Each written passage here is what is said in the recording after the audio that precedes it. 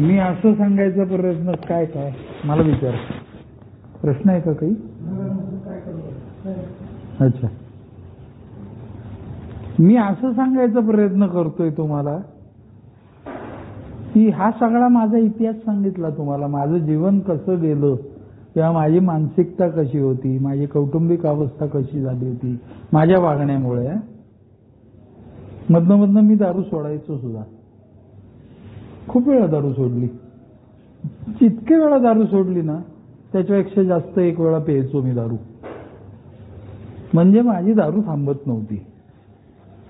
आणि त्या ए मध्ये गेल्यानंतर माझी दारू थांबली. ना as I just now told you की आज मी खुश काय, तर येणाऱ्या 25 तारखेला मला 25 वर्ष होणार आहेत म्हणून नाही, ती होणारच आहेत. ती गेली कित्येक वर्ष झाली होणार आहेत, तो विषय नाहीये. पण आज मी मुद्दाम तुम्हाला सांगतो, आज मी खूप खुश आहे. का तर नेहमीप्रमाणेच माझ्या घरातलं वातावरण हल्ली कधीच ढवळून निघालेलं नसतं, वादंग नसतात. याचा अर्थ सारखं हसणं खिदळणं चाललेलं असतं असं अजिबात नाही. नॉर्मल माणसांच्या घरामध्ये जसं भांड्याला भांडं लागतं तसं माझ्याही घरात भांड्याला भांडं हे लागतंच. आनंदाचे क्षण येतात, दुःखाचे क्षण येतात. कोणीतरी आपतेष्टांते की कोणीतरी देवगडला जातो, मग त्याच्यावरनं रडारड होते. परत मग काही काळ गेल्यानंतर विसरून जातो. ते सगळ्यांच्याच जीवनात घडतं, तसं माझ्याही जीवनात घडतं. आज काय झालं माझ्या आयुष्यात की जो मी आनंद तुम्हाला आज शेअर करतोय, करू इच्छितोय, तर तो आनंद असा आहे माझा की आज सकाळी टू डू टुडे म्हणजे आज काय काय कामं करायची आहेत त्याची यादी करत असताना नेहमीप्रमाणे बायकोला विचारलं, आज तुझं काय काम करायचंय का मी, वगैरे वगैरे नेहमीप्रमाणे. तेव्हा एकदम मला आठवलं, आता माझं सिल्वर टोकन आहे. म्हणजे हे 25 वर्षाचं टोकन असतं ना, ते चांदीचं टोकन दिलं जातं. आणि ते चांदीचं असल्यामुळे थोडं महाग असतं. तो साधं टोकन असतं ते 25 का 50 रुपयाचं असतं.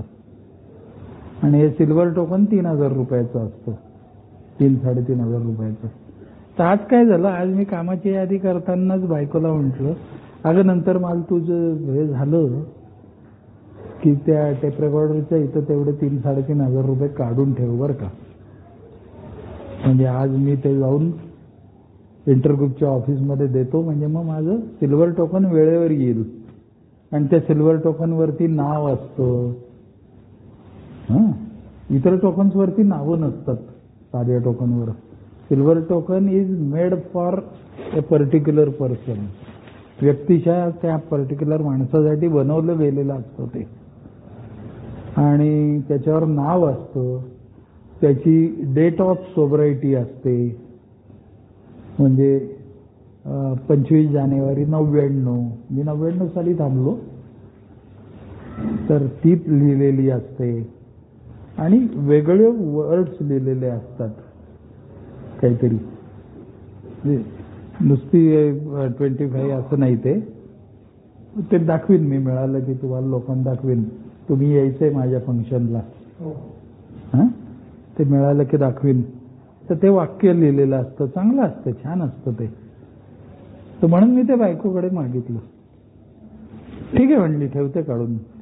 आणि काय काय येते का, मी काय केले, दारू नाही प्यायलं की नाही की पैसे खर्च होत नाहीत.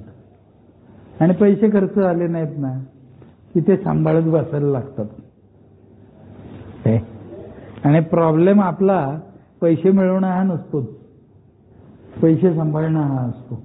त्यामुळे मी काय केले, गेली 25 वर्ष माझ्या बायकोलाच माझी फायनान्स मॅनेजर केली आहे. म्हणजे काय केले, तर बायकोला सगळी माझी पैशाची सगळी काय जी असतील जबाबदाऱ्या त्या सगळ्या बायकोवर टाकून मोकळा झालोय. कारण माझ्यावर जेवढा विश्वास आहे ना तेवढाच माझ्या बायकोवर विश्वास आहे. तिने मला आतापर्यंत कधी फसवलेलं नाही. पैशाच्या बाबतीतही नाही आणि कुठल्याच बाबतीत नाही. Because she loves me like anything. आणि मग आता काय झालंय, फायनान्स मॅनेजर म्हटल्यावर मग ट्रेजरर पण तीच, सगळं तीच. म्हणजे आपल्या डोक्याला त्रासच नाही ठेवायचा, पैसे कमवत राहायचे, काम धंदा करत राहायचा, आनंदात राहायचं. हेच केलं मी गेली 25 वर्ष.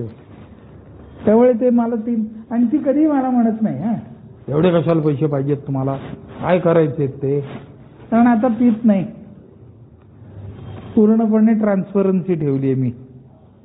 म्हणजे व्यसनमुक्त राहण्यामागचं खरं हे ट्रान्सपरन्सी ठेवणे इज द मास्टर की.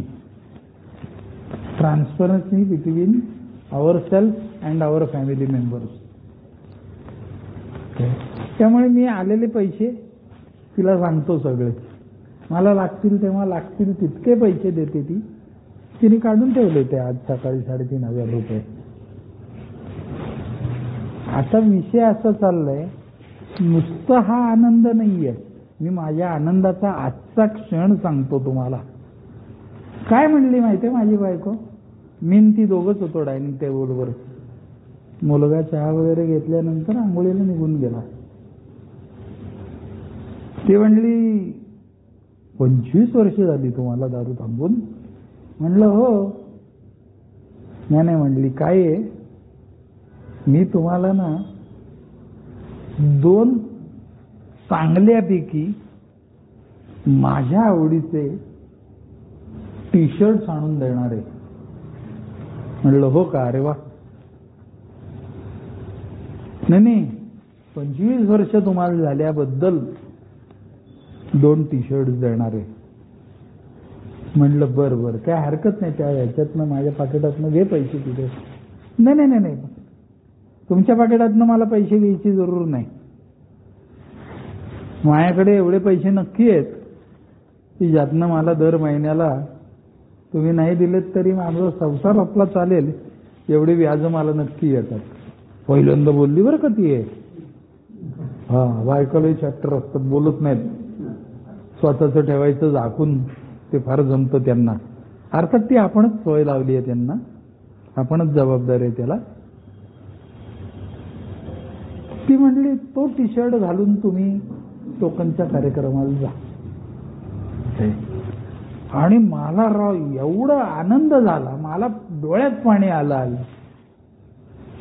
जी बायको 25 वर्षापूर्वी मी तिला म्हटलं होतं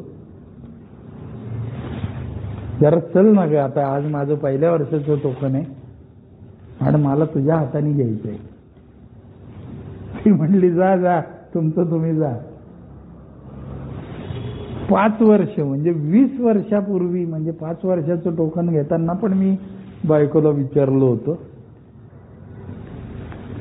आज येते का ग माझ्या टोकनला, मला तुझ्या हातनं टोकन घ्यायचंय.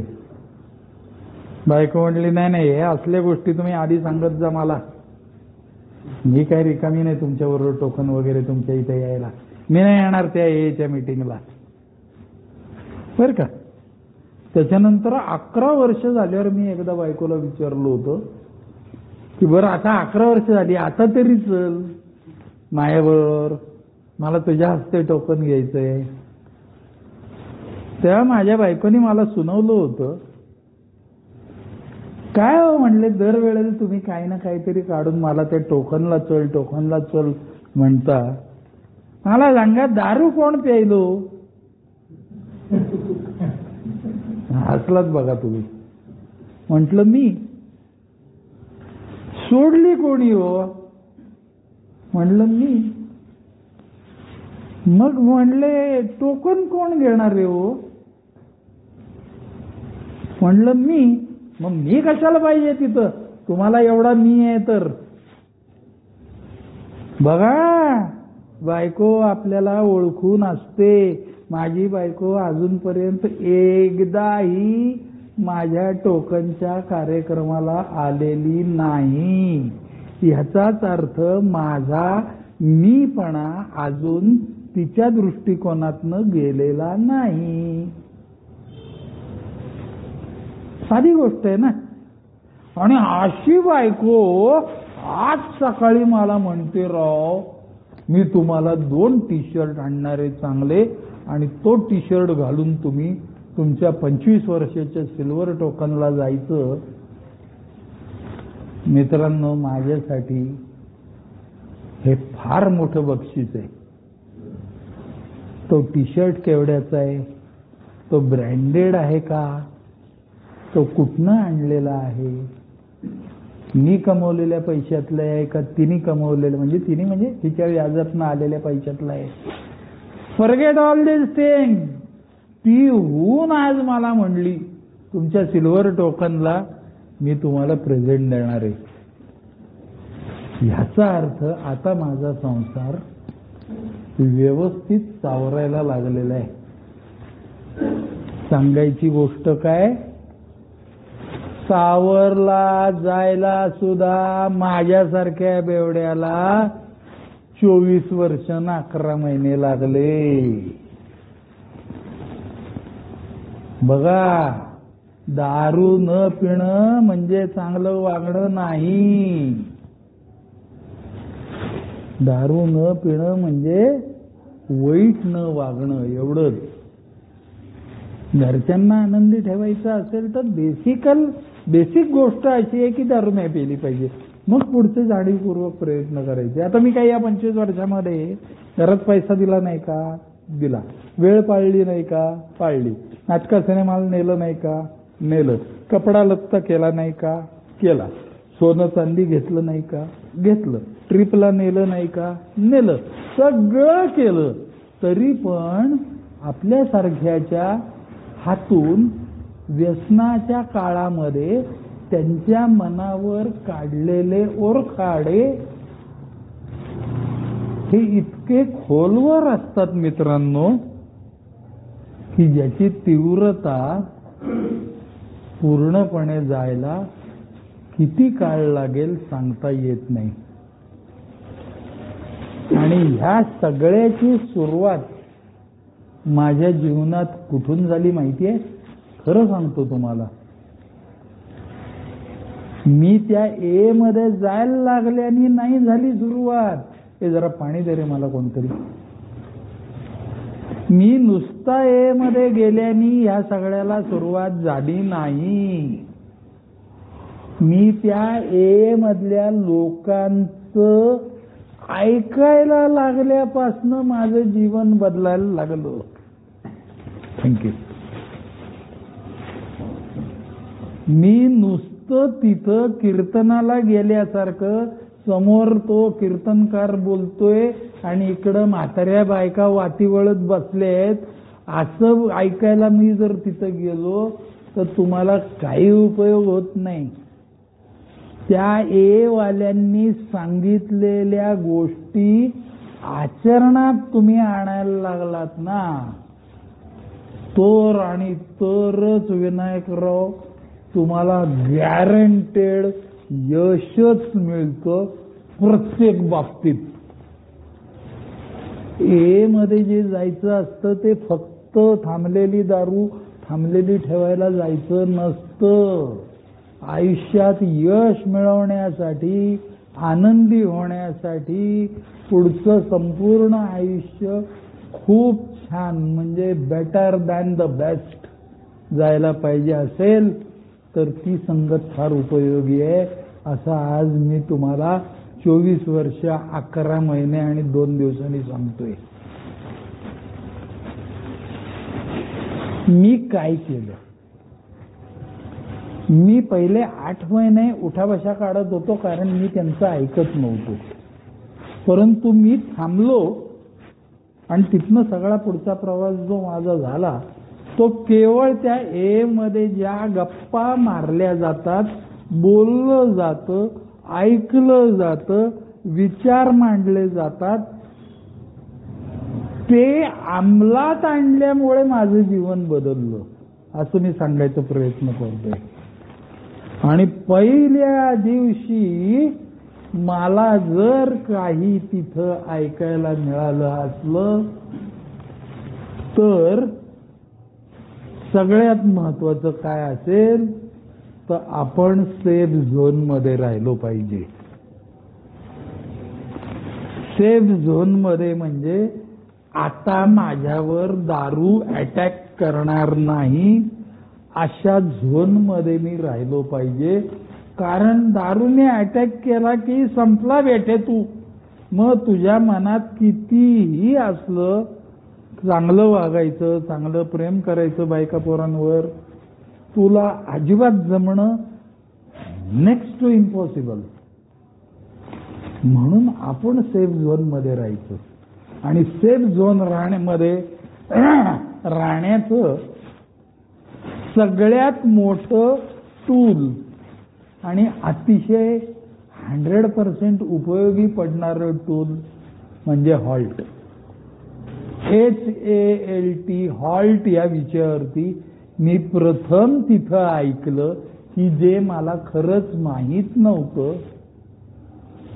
तर ते मी तुम्हाला फक्त शेअर करणार आहे. मला काय उपयोग झाला हॉल्टचा. H for hunger. या 4 गोष्टींना बळी पडू नकोस असं त्यांनी मला त्यांच्या अनुभवातनं सांगितलं. H for hunger.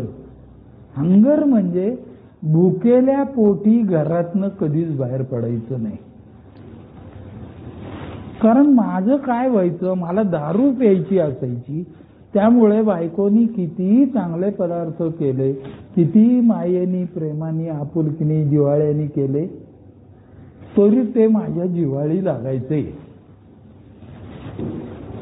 कारण माझा माहीत होतं, माझं अंतर्मन मला सांगायचं की हे तू आत्ता केलेले पोहे, सांजा, उपीट काय असेल ते, बट काय म्हणायचं त्याला, साबुदाण्याची खिचडी असू दे नाही तर काही असू देत, ते खाऊन तू बाहेर पडलास की संपलं. मग दारू नाही पिता येणार तुला. आता तुमच्यातले कोणतरी म्हणतील, नाही नाही आम्ही मजबूत चिकनची पार्टी केली मग त्याच्यावर दारू पिलोय की, हे तुम्हाला कोणी सांगितलं? अरे पण माझ्या बाबतीतली गोष्ट मी सांगतोय तुम्हाला. मी तरी कधीही पोटभर जेवल्यानंतर, गोड खाल्ल्यानंतर त्याच्यावरती 4-2 क्वार्टर किंवा एखादा पेग दारू प्यायलोय असं माझ्या बाबतीत तरी कधी झालेलं नाहीये. त्यांनी सांगितलं मला, hunger is your main enemy. त्या दिवशी मात्र मी निर्णय घेतला 25 जानेवारी 99ला, मेलो तरी चालेल, याच्या पुढे पोटभर खाल्ल्याशिवाय घरातनं पाऊल बाहेर टाकायचं नाही. ते आजपर्यंत पाळले बरं का मी. अजूनपर्यंत मी पोट भरल्याशिवाय कधीच घराबाहेर पडत नाही. मध्ये एकदाच असा इन्सिडेंट झाला की त्या पलीकडच्या म्हणजे बंगल्यातल्या एक आजी वारल्या होत्या आणि त्यांना ते वैकुंठला घेऊन जायचं होतं आणि अगदीच शेजारच्या बंगल्यातल्या, म्हणजे त्यांच्याकडे गर्दी झाली होती. तर ते त्यांच्या म्हणजे काय म्हणायचं, अंत्यदर्शनासाठी आलेले लोक, थंडीचे दिवस होते, बाहेर कुठं उभं राहायचं म्हणून आम्ही आमच्या घरात दिलं होतं त्यांना बसायला. ते सगळे लोक आमच्या हॉलमध्ये पण बसले होते, त्यांच्याही घरात बसले होते, बरेच लोक होते. आणि तेव्हा वाजले ते सकाळचे 6:35 वगैरे, म्हणजे आता ॲम्ब्युलन्स आली की त्यांना न्यायचं, असा विषय चालला होता. मी तुम्हाला सांगतो, ते सगळे लोक हॉलमध्ये बसलेले असताना मी आतमध्ये येऊन डायनिंग टेबलवर अक्षरशः मोठी बशी भरून चिवडा, त्याच्यात थोडी अजून शेव घातली आणि बायकोला म्हटलं एक कांदा कापून टाक त्याच्यात. ते बका बका खाल्लं, त्यावर पाणी प्यायलो, चहा घेतला आणि मग घराबाहेर पडलो मी.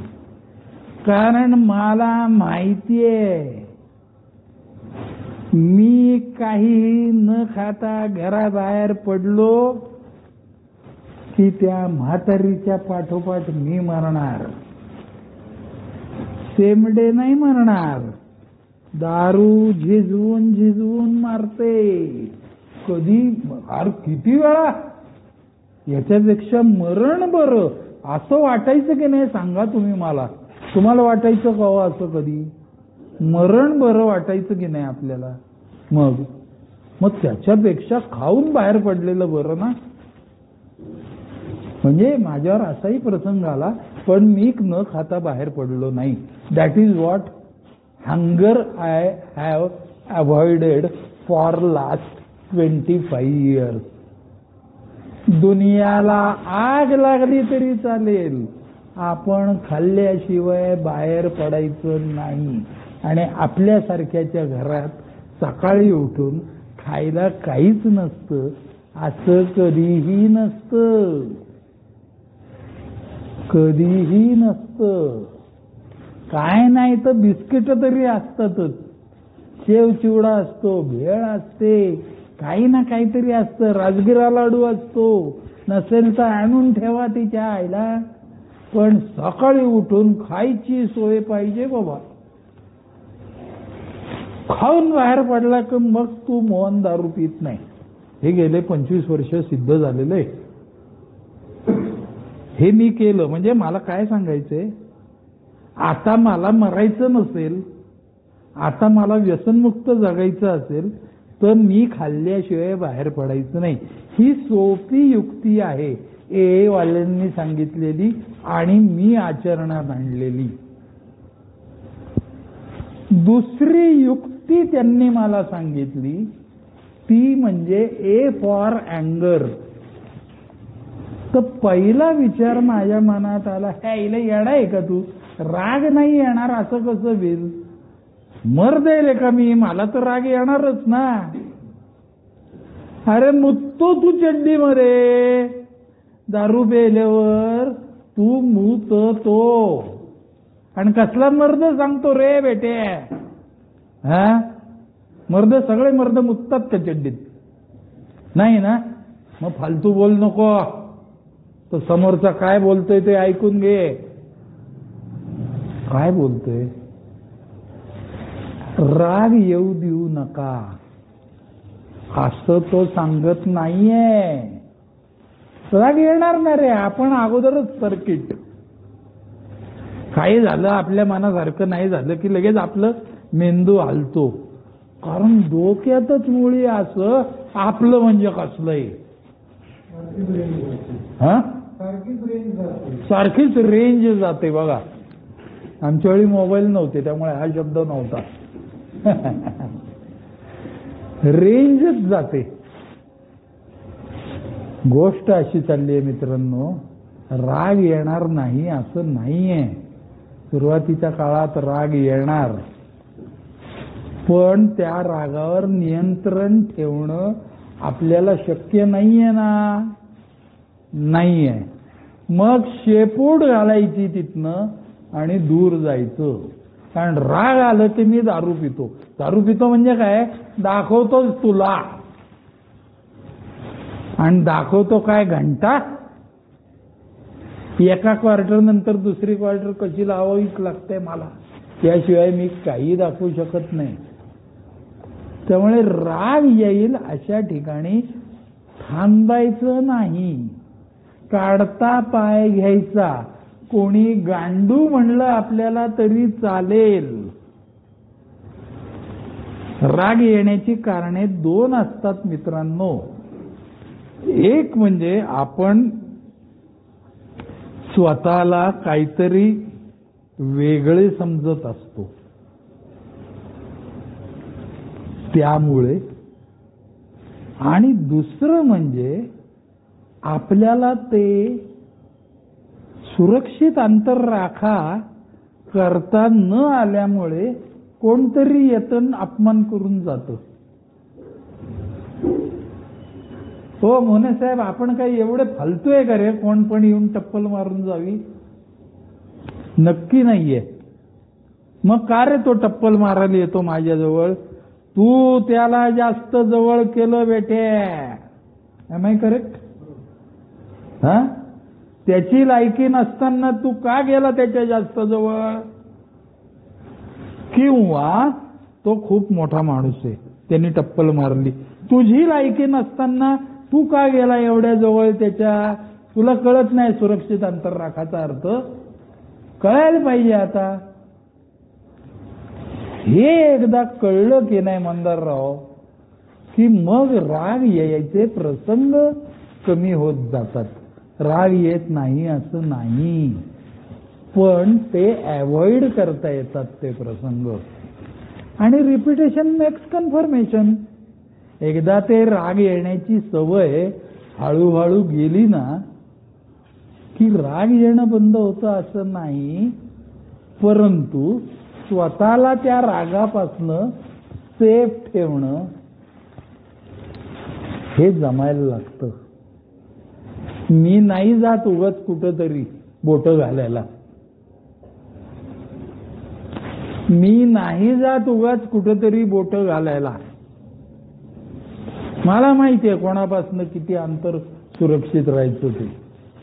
याचा अर्थ मी शाणा आहे फार असं नाही मला सांगायचं. मी माझ्या सेफ्टीसाठी हे बोलतोय. अदरवाईज मी सर्किट आहे रे. तुझ्या आता आईला तुझ्या दाखवतोच. आणि दाखवतोच म्हणजे काय दाखवतो? म्हणजे आता नाही दाखवू शकत मी, कारण आता माझी जखम भरून आली. पण वण आहे बरं का. जखम ओली असताना दाखवतोच म्हणजे काय दाखवतो? माझ्या अंगावरचे वार दाखवतो खाजवून तुला. आणि परत मीच रक्तबंबाळ होणार. मग मीच परत रडणार. तुला सांगितलं कोणी त्याच्याजवळ एवढं जायला बेटे? सो आय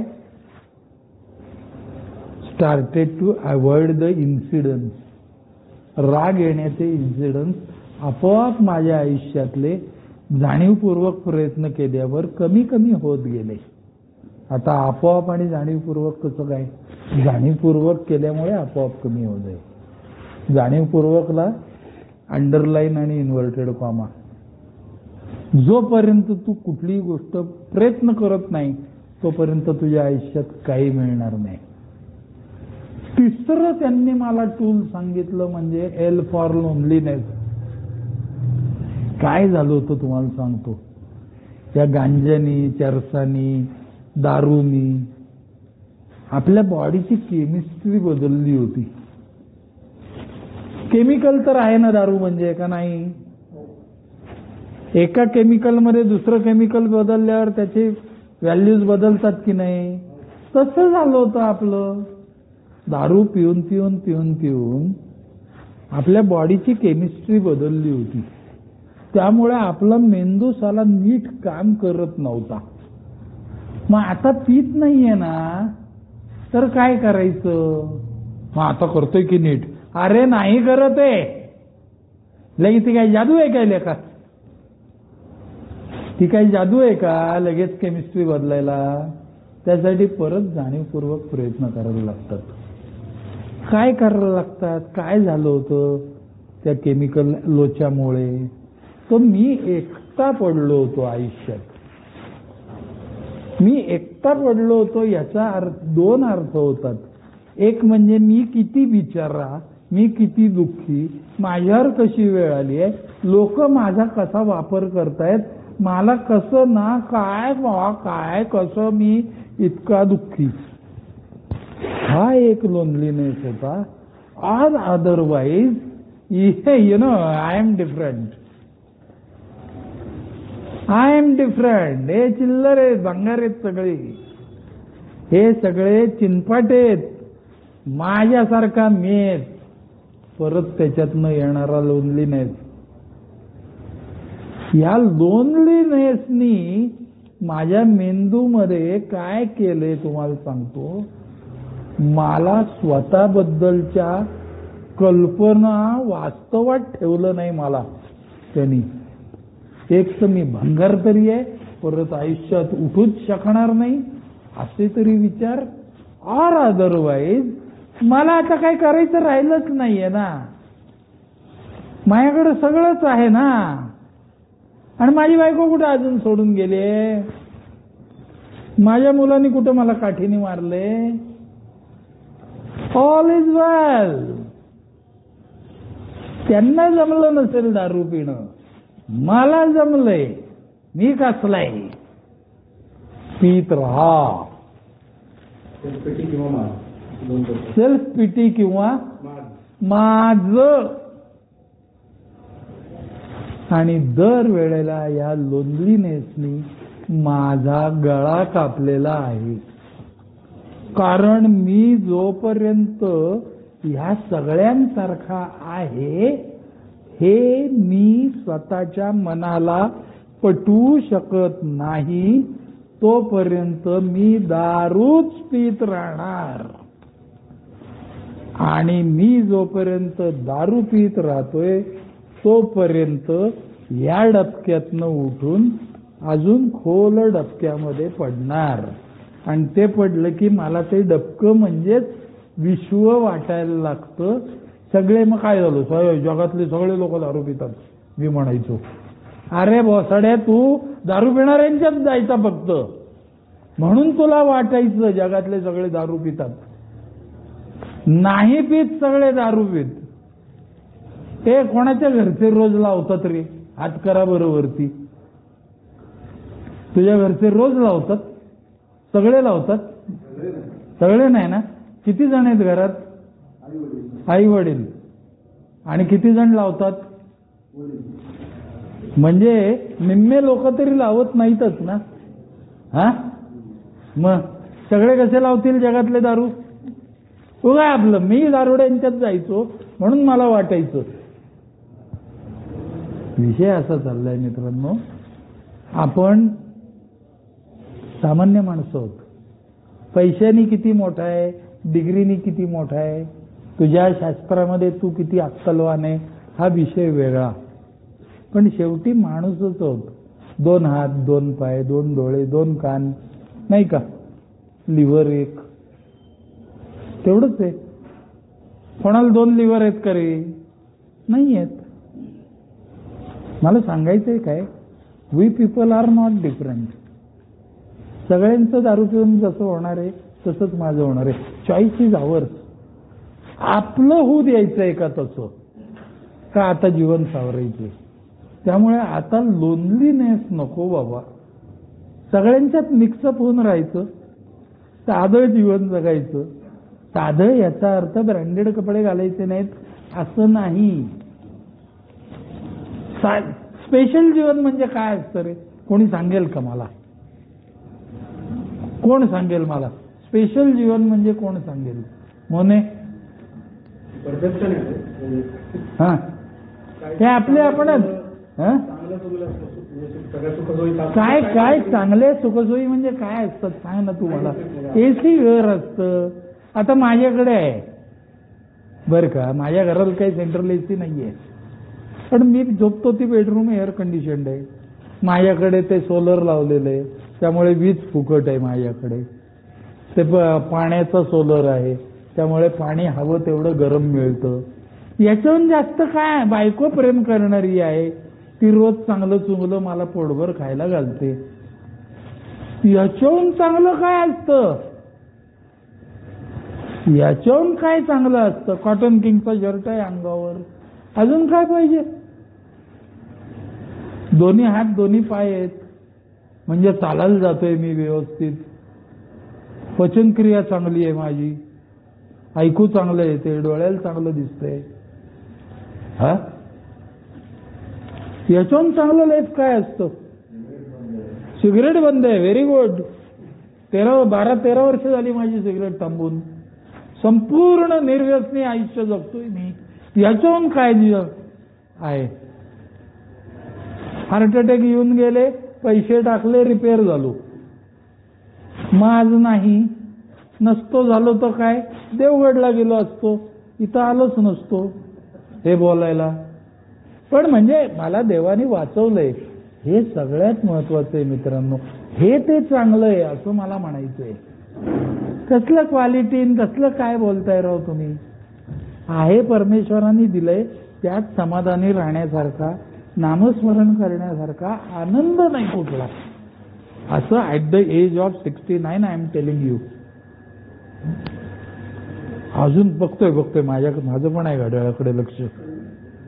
नाही, माझंही आहे घड्याळाकडे लक्ष. असू दे रे, असू दे, काय त्याला. अरे मी असाच होतो, कंटाळा यायचा एका जागी बसून. मी नाही बसू शकायचो एके ठिकाणी इतका वेळ. विषय असा चाललाय मित्रांनो, लोनलीनेस मधनं बाहेर यायचं आपल्याला. चार चौघांच्यात मिक्सअप व्हायला लागायचं. मी परत शाळेतल्या मित्रांच्यात जायला लागलो, मी परत कॉलेजमधल्या मित्रांच्यात जायला लागलो. मी एतल्या मित्रांच्यात तर पहिल्यापासून ग्रुपच धरला होता तो. त्यांच्याबरोबर ट्रिपला जायचो, त्यांच्याबरोबर महाराष्ट्रभर किंवा भारतभर एच्या मीटिंग्स करायला लागलो. ठिकठिकाणी जाऊन वेगवेगळ्या ग्रुप्समध्ये शेअरिंग करायला लागलो, माझ्या ग्रुपचं कार्य करायला लागलो आणि छान चाललंय माझं. मी एकटा नाही आहे आयुष्यात. विचार चांगले आपोआप कळपात राहिलं का नाही, ही विचार पण चांगले यायला लागतात असं तो बोलतोय. म्हणजे आपलं नेहमीचं वाक्य असतं, सुचतात नवीन नवीन विचार. हँग व्हायचं आमचा कॉम्प्युटर. बरोबर, कायम आम्ही आपल्या हँगओव्हर मध्ये जाऊ. तू काय सांगणार बाळको मला, तू काय सांगणार मला, हीच भाषा असायची. Because I am different. तू कसला डिफरंट आहे बेटे, काही डिफरंट काय नाही. हे लोनलीनेस मधनं बाहेरच पडायला पाहिजे आणि त्यासाठी मिक्सअप व्हायला पाहिजे. शाळा कॉलेजमधल्या मित्रांच्यात जायला लागायचं. जर व्यसनमुक्त मित्रांच्यात जात राहिलात तरच ते शक्य आहे, अदरवाईज नाही. आपण बाहेरच्या कळपामध्ये आपोआप मिक्सअप होऊन सातत्याने आपले अस्तित्व टिकवणारी माणसं नाही आहोत. तिथं गेलं तरी मी कुठंतरी काहीतरी बोट घालून माझी लाल सांगणार आणि लोक तुझी लाल बघायला नाही आलेले इथं. दुसऱ्याचं पण ऐकून घ्यायचं असतं, स्वतःची पण गोष्ट सांगायची असते, सामान्य माणसासारखं जगायचं असतं. आणि fourth tool is tiredness. Hunger टाळायचा, अँगर टाळायचा, लोनलीनेस टाळायचा आणि टायर्डनेस टाळायचा. टायर्डनेस टाळायचा म्हटल्यावर मी पहिला हात वर केला होता आणि मी म्हणलो होतं आम्ही काय रस्त्यावरती खड्डे खणणारे मजूर आहे का. कारण कुठेतरी वासरात लंगडी गाय शाणी असल्यासारखं मला जरा त्या कॉम्प्युटरचं ज्ञान होतं ना, त्यामुळे मला अहमपणा फार होता. लायकीपेक्षा जास्त पैसा मिळाल्यामुळे तर ती का दारू आली होती ना हातामध्ये, माज झाला होता मला. मी माझी गोष्ट सांगते.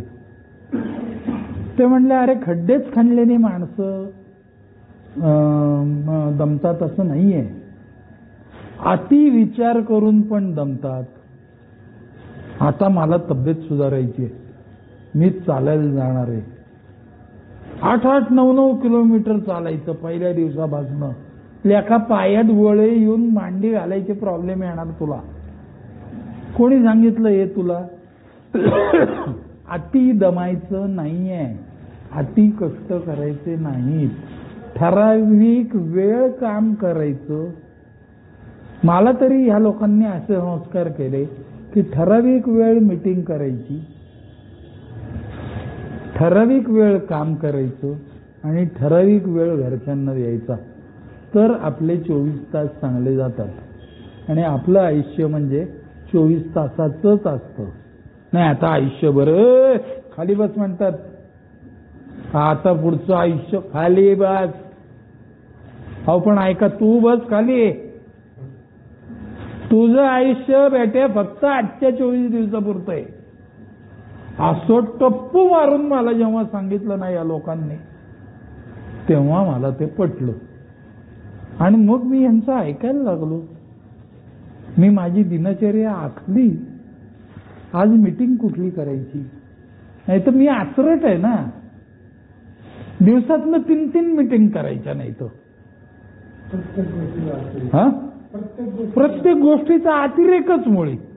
एक तर हे टोक नाही तर ते टोक. मेलो तरी आता मिटिंगला नाही जाणार.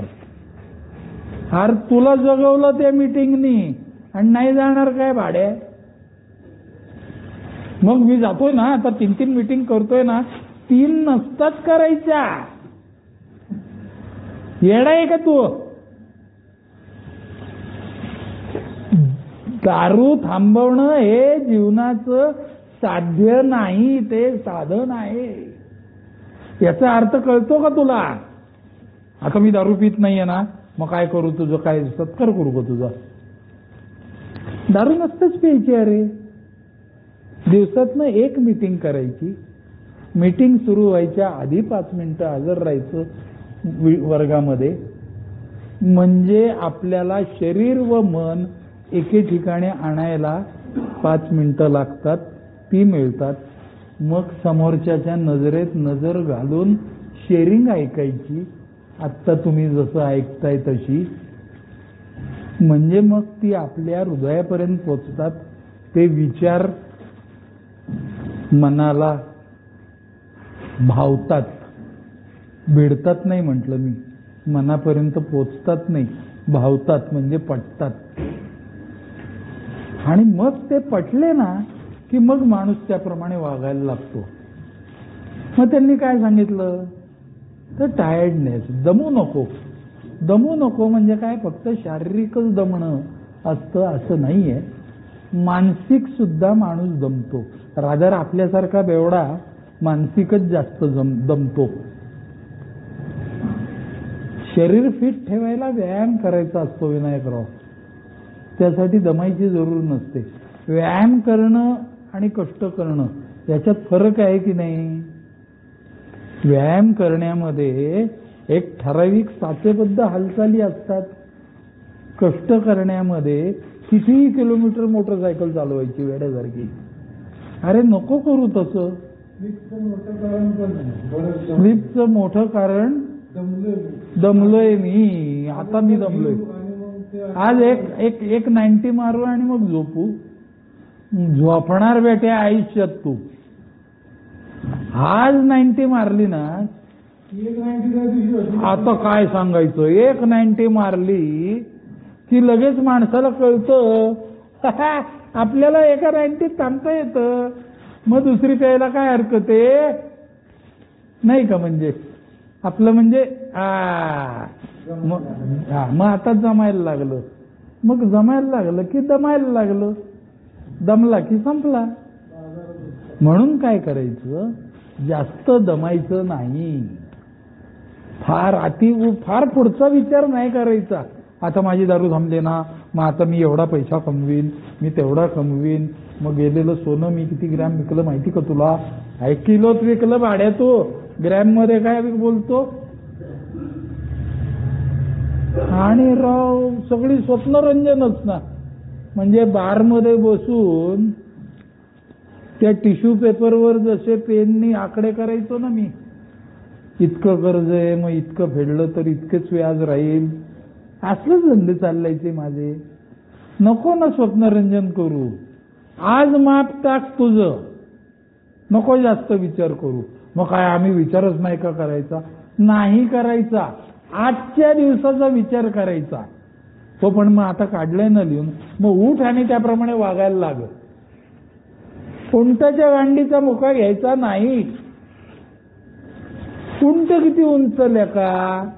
तू किती खड्ड्यात आहे? कशाला त्या उंटाच्या गांडीचा मुका? गप राहा ना जरा. नाही पण माझ्याकडे एवढं वैभव होतं, माझे असे चांगले दिवस होते. गप ना. होते ना. आज काय आहे? आज फक्त जीव शिल्लक आहे, बाकी काही तुझ्याकडे शिल्लक नाही. नाही म्हणजे तसं माझ्या घरचे ते घरचे, तुझं काय? नाही वडिलांचं ते शेत माझ्याच नावावर आहे ना. कुठे आहे? वडिलांचं नाव आहे अजून, तुझं नाव पोटात आहे. वडील वारल्यानंतर होणारे शेत, आणि तू आधी मेला तर तो मरतात ना. काय मुलं मरत नाहीत का बापाच्या आधी? मरतात की, दारू पिऊन मरतात. दमायचं नाही, सिस्टमॅटिकली वागायचं. पोटभर खाल्ल्याशिवाय घरातनं बाहेर पडायचं नाही. राग येईल अशा ठिकाणी अजिबात रमायचं नाही. एकटं वाटेल अशा ठिकाणी राहायचं नाही. कळपात राहायचं, बोलत राहायचं, मोठ्या गप्पा मारायच्या नाहीत. समोरच्याचं ऐकून घ्यायचं, त्याच्यात आयडेंटिफिकेशन शोधायचा प्रयत्न करायचा, म्हणजे लोनलीनेस जातो. आणि चाकोरीबद्ध आयुष्य जगलं, फक्त आजच्या दिवसात रमलं की लोनलीनेसही जातो, टायर्डनेसही जातो आणि संपूर्ण जीवन आनंदी होतच. याच्याबद्दल कोणाला काही प्रश्न विचारायचे आहेत काय असतील तर अतिशय मनमोकळेपणाने विचारा. बोला.